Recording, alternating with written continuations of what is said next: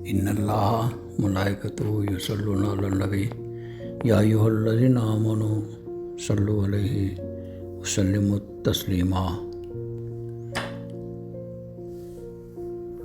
سیوم، 10واں، 20واں، 40واں یعنی چہلم کے بابت ایک مختصر سا بیان پیش خدمت ہے۔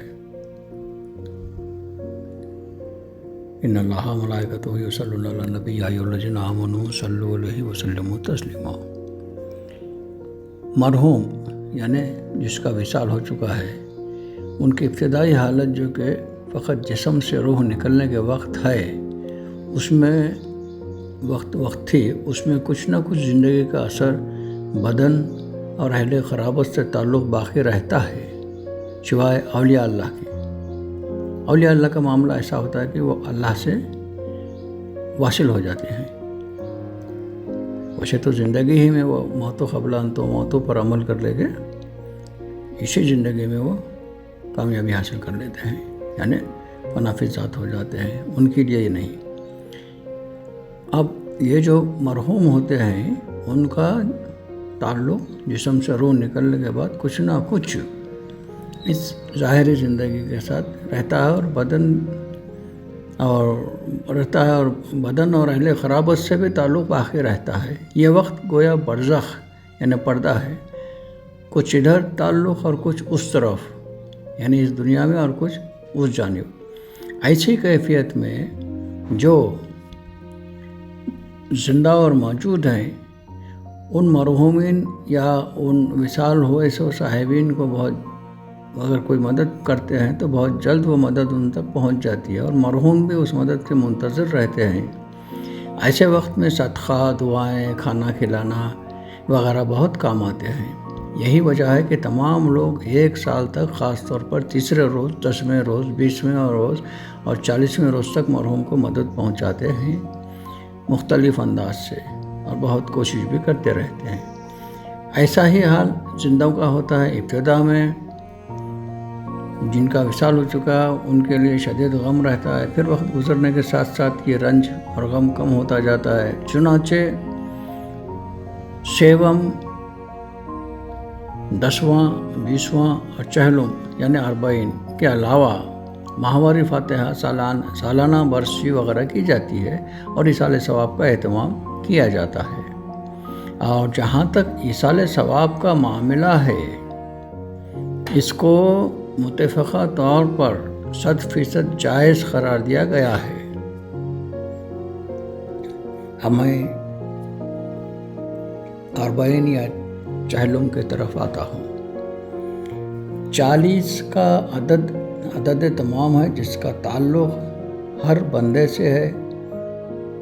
40 کا تعلق روحانی اور جسمانی ترقی سے بھی ہے، اس لیے بھی چہلم مقرر کیا گیا، اور اس کا آدھا 20واں، اس کا آدھا 10واں وغیرہ ہے۔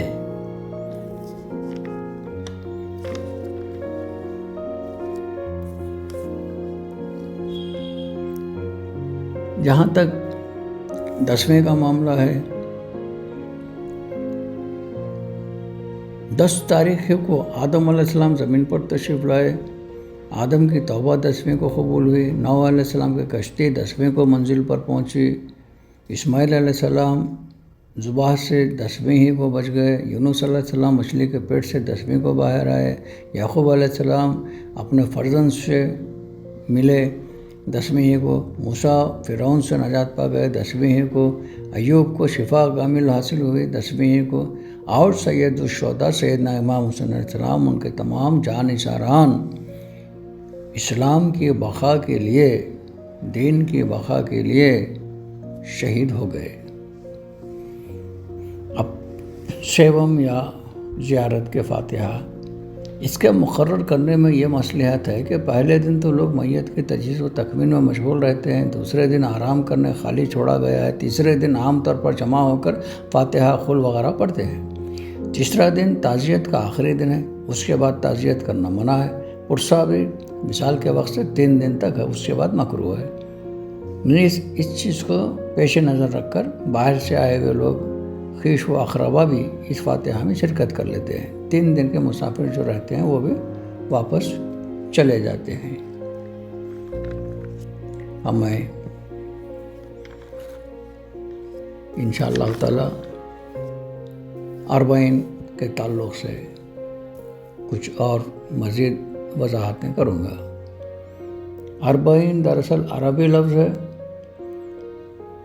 اس کا معنی 40 ہے یا 40 دن کا چلہ ہے۔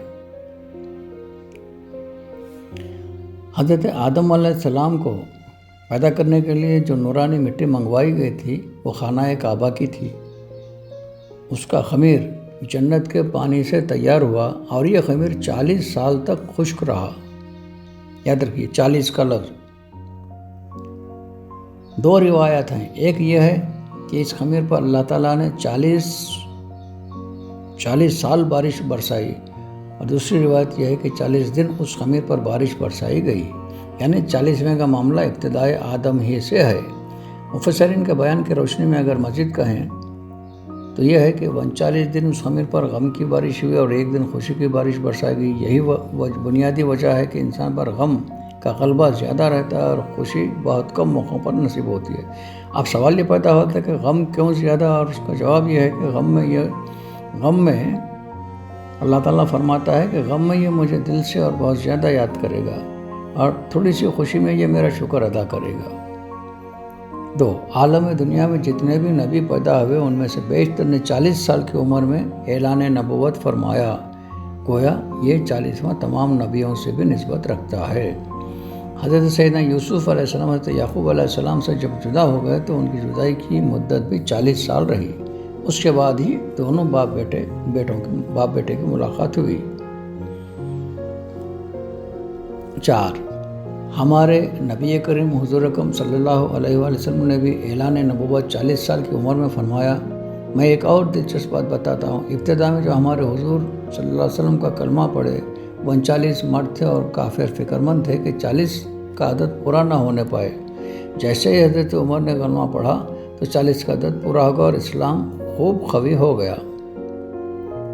5 حکمہ اور طبا کہتے ہیں کہ ماں کے دودھ کی طاقت انسان کے جسم میں 40 سال تک برقرار رہتی ہے، اس کے بعد آہستہ آہستہ کم ہونا شروع ہوتی ہے۔ 6 انسان کا 40 سے بنیادی رشتہ ہے۔ جب ماں کے پیٹ میں حمل قرار پاتا ہے تو پہلے 40 دن وہ نطفے کی شکل میں رہتا ہے، اس کے بعد 40 دن خون کا لوتھڑا بنتا ہے، اس کے بعد 40 دن ہڈیاں گوشت وغیرہ بنتی ہیں، اس کے بعد 40 دن میں چہرہ وغیرہ سے ہوتا ہے، اس کے بعد 40 دن میں روح ڈالی جاتی ہے، اور یوں 40 کا عدد ہر انسان کے ماں کے پیٹ میں ہی تکمیل کر لیتا ہے۔ پیدا ہونے کے بعد 40 دن تک اس کی ماں کو نفاس آ سکتا ہے، اس لیے چلہ بھی 40 دن کے بعد کرتے ہیں۔ 8 انسان کی عقل 40 سال کے بعد پختہ ہوتی ہے۔ 9 صوفیاء کرام 40 کا چلہ کرتے ہیں اور راہ خدا میں جدوجہد کرتے ہیں اور روحانی ترقی حاصل کرتے ہیں۔ 10 حضرت موسیٰ علیہ السلام کے دیدار کے لیے اللہ تعالیٰ کے دیدار کے لیے 40 دن روزے رکھے، 40 دن اعتکاف کیا کوہ طور پر اور تورات عطا ہوئی۔